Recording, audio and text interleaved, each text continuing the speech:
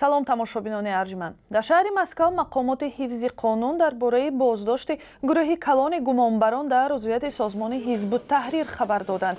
Дар миёни 20 боздоштшуда, ки ба иддаои мақомот ба ин гурӯҳ шомил буданд, шаҳрвандони Тоҷикистон ҳам ҳастанд. мақомот гуфтанд, ки боздоштҳо дар 24 манзили зист дар шаҳри Москав ҷараён гирифт ва 97 нафар тафтиш шуд. ҳизбуттаҳрирро дар кӯшиши таъсиси хилофати исломӣ дар қаламравии кишварҳои осиёи марказӣ айбдор мекунанд. умуман дар Москав вақтҳои охир хабарҳо дар бораи боздошти тарафдорони гурӯҳҳои мамнӯи тундгаро назири давлати исломӣ ҳам зиёд пахш мешавад, вале то куҷо ин ҳама ҳақиқат дорад? ин аст мавзӯи суҳбати мо бо як фаъоли ҷамъиятӣ ва ҳам раиси Кумитаи исломии Русия Ҳайдар Ҷамол, ки ба суҳбати мо аз шаҳри Москав мепайвандад.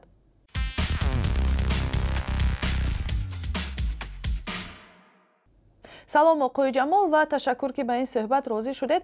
бигӯед, то куҷо воқеан ҳам таҳдиди гурӯҳҳои ифротгарои мазҳабӣ дар ҷомеаи Москав ва Русия ҷиддӣ аст? дар робита ба боздошти дирӯзаи тоҷикон пеш аз ҳама инро таъкид кардан лозим аст, ки ҳанӯз масъалаи гунаҳкор будани онҳо баҳс намешавад. масъала дар шева ва муҳлати боздошти онҳо ҳаст. дигар чизи муҳим ин аст, ки агар онҳо аъзои ҳизбуттаҳрир бошанд, онҳоро аз гурӯҳи давлати исломӣ бояд ҷудо кард, чунки ин ду созмон аз ҳам ҷудо ва дар ҳолати рақобат ҳастанд. ҳизбуттаҳрир зидди давлати исломӣ баромад мекунад. пас тафовути аслии байни ин ду гурӯҳ дар чист? давлати исломӣ худро хилофат эълон кардааст. ҳизбуттаҳрир дар бораи хилофат тасаввуроти дигар дорад. онҳо дар бораи халифу хилофат маълумот ва ҳам таърифи худро доранд. халиф аз нигоҳи ҳизбуттаҳрир танҳо намояндаи аҳли қурайш буда метавонад ва аслан қоидаву муқаррароташ комилан фарқ мекунад.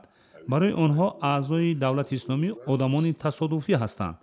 тафовути ҷиддии дигар дар ин аст, ки давлати исломӣ як созмони террористӣ аст, дар ҳоле ки ҳизбуттаҳрир бо фаъолияти бидуни хушунаташ ном баровардааст. ба феҳрасти созмонҳои террористӣ дар оғози солҳои 2000 ворид шудани ин созмон бо дархости раҳбарони кишварҳои осиёи марказӣ сурат гирифтааст. фикр мекунам, ки ин боздошт бо сафари Башор Асад ба Москав иртибот мегирад. барои истиқболи Асад дар Москав тарҳи боздошти 20 тоҷикро кашиданд, то ки тарзи муборизаи шадид ва саркӯбҳо ба раҳбари кишвари муттафиқ Асад намоиш дода шавад.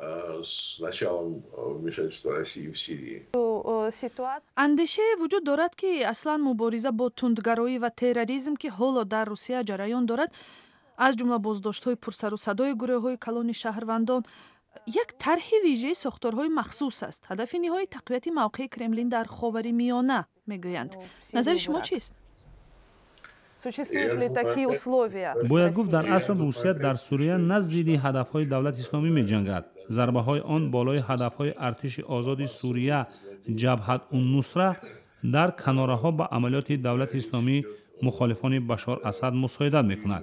вале ин амалиёт барои рӯёриҳои мустақими миёни нирӯҳои мухолифин ва ҳам нирӯҳои Асад кам таъсир дорад. бо вориди амалиёт шудани Русия, давлати исломӣ бурд кард. дахолати Русия ба артиши Асад кӯмак накард. дар канораҳои Ҳалаб ҳам артиш ва ҳам муҳимоти ҷангии артиши Асад талафоти зиёд дод.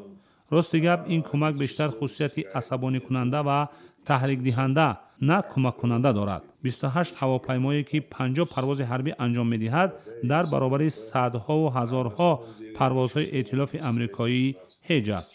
ташаккур. ба саволҳои мо Ҳайдар Ҷамол, раиси Кумитаи исломии Русия ва як фаъоли ҷамъиятӣ посух дод.